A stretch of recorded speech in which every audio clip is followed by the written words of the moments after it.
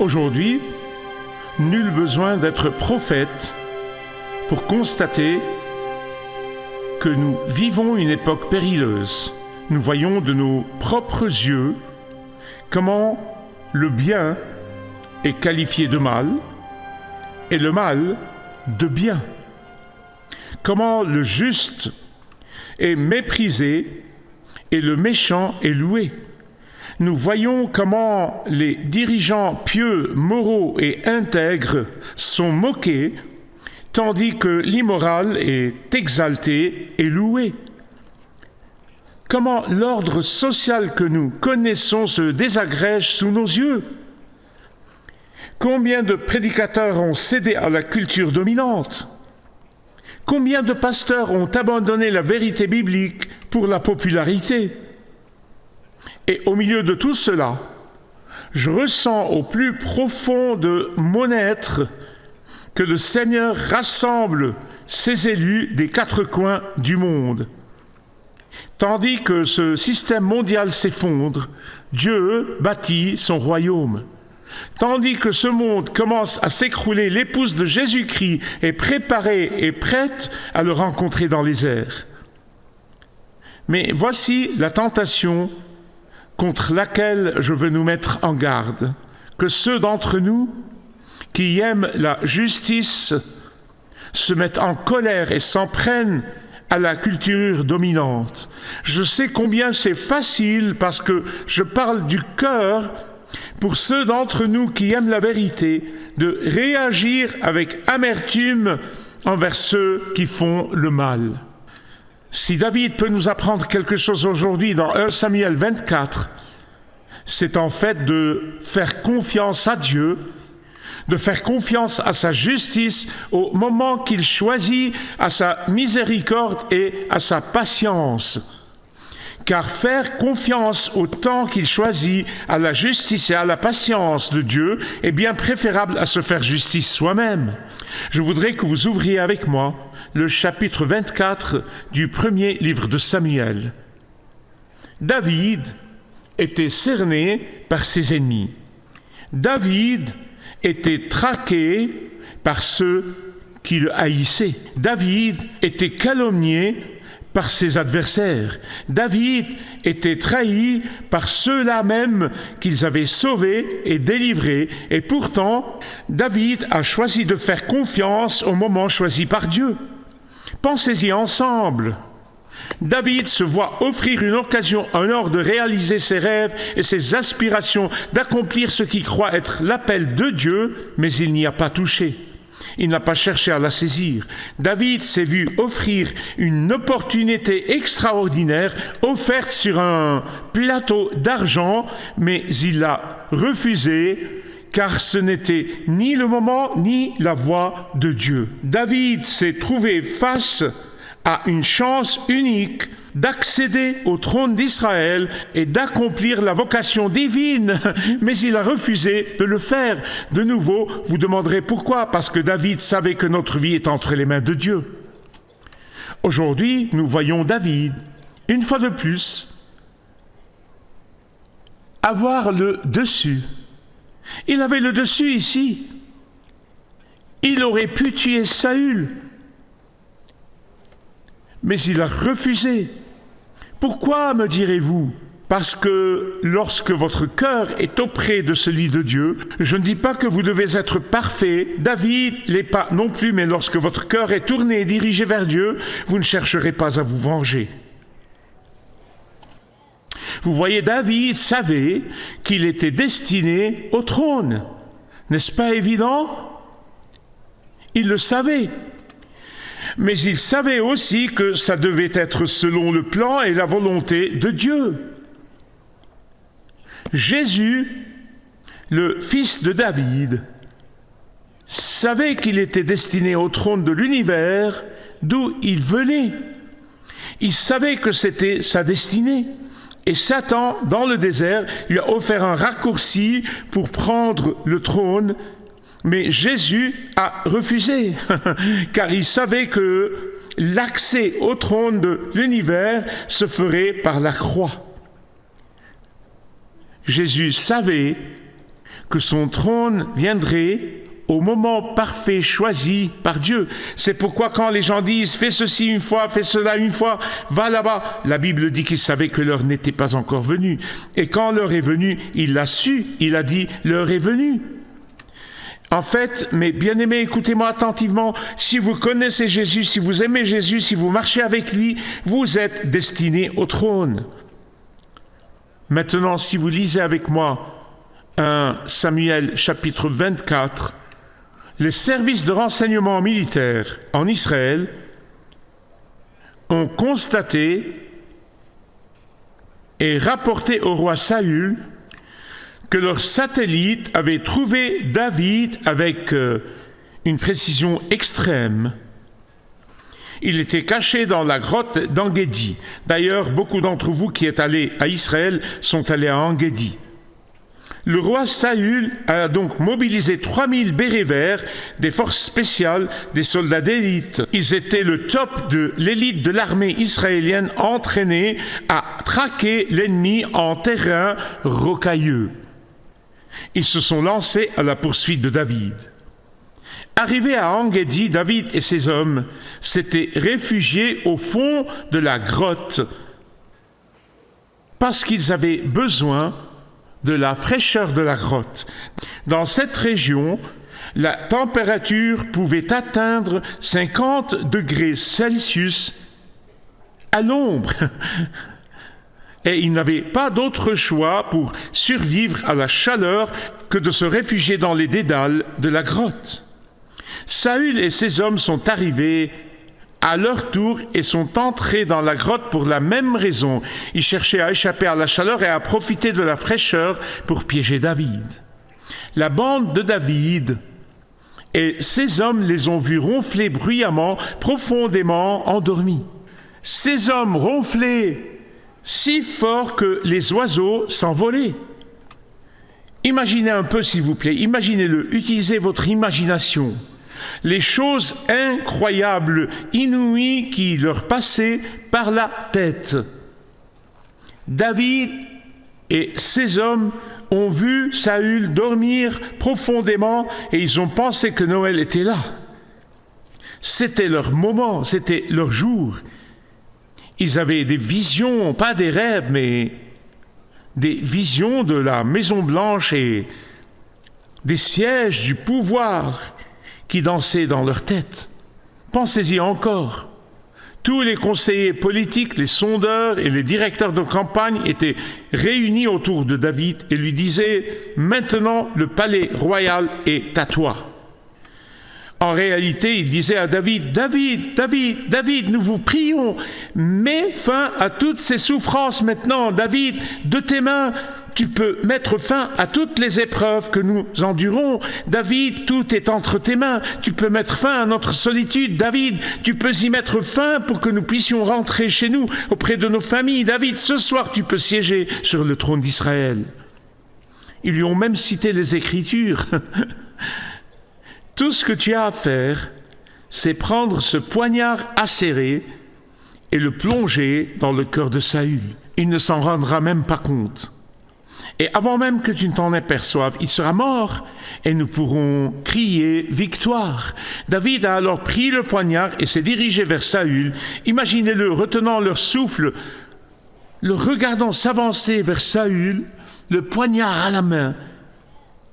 Ils étaient prêts, ils retenaient leur souffle, ils aspiraient à crier « Victoire !» Et David a effectivement pris le poignard et s'est approché de Saül, qui dormait profondément, mais au milieu de le lui planter dans le cœur, il a coupé un petit morceau de tissu de ses vêtements et l'a mis dans sa poche. Alors qu'ils le regardaient, le souffle coupé, un profond sentiment de déception les a envahis. Au lieu d'écouter leur voix, David a écouté Dieu. Au lieu de céder à la pression de ses amis, David a choisi de plaire à Dieu. Au lieu de se soumettre à la pression du groupe et de rechercher une satisfaction immédiate, David a décidé de faire confiance au plan de Dieu. Il n'est donc pas étonnant que Dieu ait dit de lui qu'il a examiné son cœur et a jugé selon son cœur. Mes chers amis, écoutez-moi, il est absolument essentiel d'interpréter nos circonstances à la lumière de la parole de Dieu. Ne vous laissez pas guider par les circonstances elles-mêmes, mais interprétez-les à la lumière de la parole de Dieu. C'est d'une importance vitale d'écouter Dieu, et non ceux qui ne pensent qu'à leurs propres intérêts. C'est de la plus haute importance de ne pas agir impulsivement en pensant servir Dieu. David aurait pu se venger facilement, mais il a choisi de faire confiance à Dieu, confiance à ses promesses, et confiance au moment qu'il choisit à ses voies. David aurait pu choisir la vengeance, mais il a choisi de faire confiance à Dieu. David aurait pu emprunter la voie de la violence, mais il a choisi la voie de la vie. En parlant de meurtre, je vous prie de m'écouter attentivement. Ceux qui me connaissent savent que je crois fermement, sans hésitation, ni le moindre doute en la parole de Dieu dans son intégralité. Et je crois que l'Écriture est claire. Lorsqu'il y a de l'adultère habituel ou de la violence, le mariage meurt. Mais j'ai aussi vu de mes yeux des gens tuer leur mariage simplement parce qu'ils sont impatients l'un envers l'autre. Certains mettent fin à leur mariage simplement parce qu'ils sont dans l'ennui. Certains détruisent leur mariage parce qu'ils pensent pouvoir être plus heureux ailleurs. Ils le détruisent parce qu'ils se sentent piégés et veulent simplement s'en échapper. Les jeunes, écoutez-moi, les enfants se sentent parfois prisonniers des règles bienveillantes de leurs parents et aspirent à l'indépendance. Je sais qu'ils interprètent parfois mal la discipline parentale et se rebellent. Je le dis depuis des décennies et je le répéterai encore selon la parole de Dieu dans 1 Corinthiens chapitre 7. Écoutez-moi bien, c'est un message du Seigneur. Si vous avez un enfant non croyant et non sauvé, vous ne devez jamais, jusqu'à votre dernier souffle, vous ne devez jamais cesser de prier pour lui. Il y a autre chose que je ne veux pas que vous manquiez au verset 5. David était rongé par la culpabilité d'avoir coupé un bout du vêtement de Saül pendant son sommeil. Mais pourquoi? Écoutez-moi bien. David avait un esprit sensible. Il avait un cœur tendre. Sa conscience était aiguisée et, mes chers amis, c'est la marque de tout homme, de toute femme, de tout garçon, de toute fille qui aime Jésus. Je trouve toujours du réconfort dans les paroles de l'apôtre Jean. Il dit, même si notre conscience nous condamne, Dieu est plus grand que notre conscience. Amen. Comparez cette sensibilité spirituelle, cette conscience aiguisée à celle de certaines personnes que vous connaissez peut-être, celle que l'apôtre Paul décrit dans 1 Timothée 4,2 comme conscience cautérisée et soudée par le feu.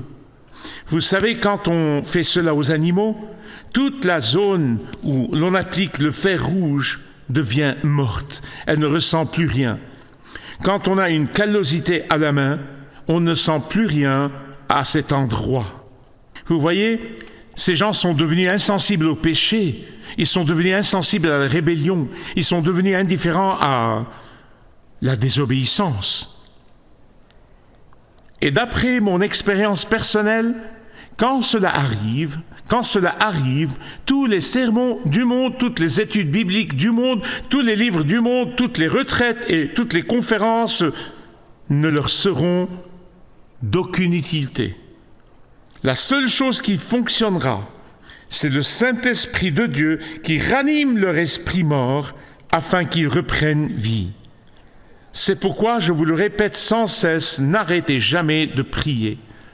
N'arrêtez jamais de prier. Vous le répétez avec moi, n'arrêtez. Car seul le Saint-Esprit de Dieu les amènera à se repentir. Et c'est pourquoi nous prions toujours, pour les membres non-croyants de notre famille, nos amis, nos voisins, et tout ce que Dieu met sur notre cœur. Cela signifie que Dieu a un plan pour eux. Verset 6. David dit à ses hommes, et je cite, que l'Éternel me garde de commettre une telle action contre mon Seigneur. Que l'Éternel me garde de commettre une telle action contre celui que l'Éternel a désigné par onction. Que veut dire David? Écoutez. Et là, je veux vous dire ce que David croit vraiment. David croit que c'est Dieu qui avait permis à Saül de devenir roi, même si Dieu l'avait choisi comme châtiment, comme punition pour son peuple qu'il avait rejeté et désiré un roi terrestre. Mais cela n'avait aucune importance pour David. Pourtant, écoutez, seul Dieu pouvait destituer Saül. C'est Dieu qui avait oint David pour qu'il soit le futur roi d'Israël, et c'est Dieu seul qui a le pouvoir pour le mettre sur ce trône. Mais Dieu a non seulement fait preuve d'une confiance aveugle en le Dieu vivant et le moment qu'il a choisi, mais il a aussi persuadé ses hommes d'en faire autant, ce qui est très difficile. C'est une chose d'être convaincu, mais convaincre les autres en est une autre. Quelle que soit la crise que vous ayez traversée ou que vous traversez actuellement, souvenez-vous de ceci. Si jamais vous faites face à une crise, notez ceci pour vous en souvenir. Quelle que soit la crise à laquelle vous faites face, elle finira par disparaître. Elle disparaîtra. Mais ce qui restera, c'est comment vous avez réagi face à cette crise. La personne qui vous a provoqué ou qui vous provoque encore finira par s'éloigner. Mais ce qui ne disparaîtra pas, ce qui restera, c'est votre réaction envers cette personne. La situation qui vous a causé et vous cause encore du stress ne durera pas. Mais ce qui restera, c'est votre réaction face à cette situation. L'Ancien Testament disait d'aimer ses amis et de haïr ses ennemis. Mais David, l'ancêtre du Seigneur Jésus-Christ, le Messie, le fils de David, 1000 ans avant Jésus-Christ, avait compris l'enseignement de Jésus dans Matthieu 5, 44. Aimez vos ennemis, bénissez ceux qui vous maudissent, faites du bien à ceux qui vous détestent, et priez surtout pour ceux qui vous persécutent. Pensez-y avec moi car j'arrive à la fin. Si David avait écouté ces hommes et tué Saül, la plupart des psaumes que David a écrits qui ont béni des millions de personnes pendant 3000 ans n'existeraient pas. Le chant de David aurait été réduit au silence. C'est indéniable que l'attente du moment voulu par Dieu était douloureuse pour David. Ça ne fait aucun doute, mais il aurait été insoutenable qu'il ne le fasse pas. Certes, c'était difficile pour David d'attendre que le dessein divin se révèle lentement, mais il aurait été déchirant de prendre les choses en main. Vous voyez, lorsque David a dû choisir entre la vengeance et la confiance en le moment voulu par Dieu, il a choisi la confiance. Lorsque David a dû choisir entre l'amour et la haine, il a choisi l'amour. Pourquoi ? Parce que David avait compris que la haine asservit, mais que l'amour libère. La haine emprisonne, mais l'amour libère. La haine, mais derrière les barreaux, mais l'amour et le pardon élèvent les âmes à des sommets insoupçonnés. Puis-je avoir un amen? Je voudrais conclure avec une histoire vraie, une histoire très courte. Elle nous vient du docteur George Crane. Une femme est venue le consulter rongée par une haine profonde envers son mari et elle souhaitait divorcer. Après s'être assuré qu'il n'y avait ni infidélité ni violence, le docteur Crane lui a donné un conseil remarquable. Il lui a dit « Retourne chez ton mari et comble-le de compliments, comble-le de gentillesse, et lorsque tu seras devenu indispensable à ses yeux, par vengeance, demande le divorce. » Eh bien, intriguée par cette approche, pour le moins inhabituelle, elle a suivi son conseil. Quelques mois plus tard, elle est revenue voir le docteur et lui a dit « Tout va bien ». Il a dit « Bon, maintenant, c'est le moment de demander le divorce ». Elle a dit « Divorcer ? J'aime mon mari, jamais de la vie ». Le roi David a choisi de combler Saül d'une bonté imméritée. Quant à Saül, son repentir a été plus lamentable que des haillons. En réalité, toutes ses larmes étaient hypocrites, car il refusait de changer. Mais peu importe, cela n'a aucune importance. David, cet homme dont le cœur était tourné vers Dieu, a choisi de faire confiance à la volonté divine, au moment voulu par Dieu à sa voix.